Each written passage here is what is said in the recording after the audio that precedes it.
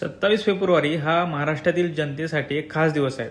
कविवर्य विष्णू वामन शिरवाडकर म्हणजेच आपल्या सर्वांना परिचित असलेले कुसुमाग्रज यांचा आज जन्मदिवस असतो आणि त्यांचा जन्मदिवस मराठी भाषा गौरव दिवस म्हणून आपण साजरा करतो. त्यांची एक जातीपातींवर भाष्य करणारी उत्तम कविता आहे. खरी शोकांतिका म्हणजे त्यांची ती कविता आजही महाराष्ट्रातील स्थितीला जशीच्या तशी लागू होते. त्याच्या कवितेचं नाव आहे अखेर कमाई.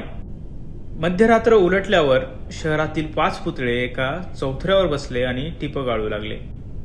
ज्योतिबा म्हणाले, शेवटी मी झालो फक्त माळ्यांचा. शिवाजीराजे म्हणाले, मी फक्त मराठ्यांचा.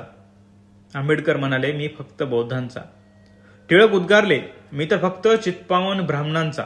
गांधींनी गळ्यातला घेवर आवरला आणि ते म्हणाले, तरी तुम्ही भाग्यवान. एक एक जात जमात तरी तुमच्या पाठीशी आहेत. माझ्या पाठीशी मात्र फक्त सरकारी कचेऱ्यातील भिंती.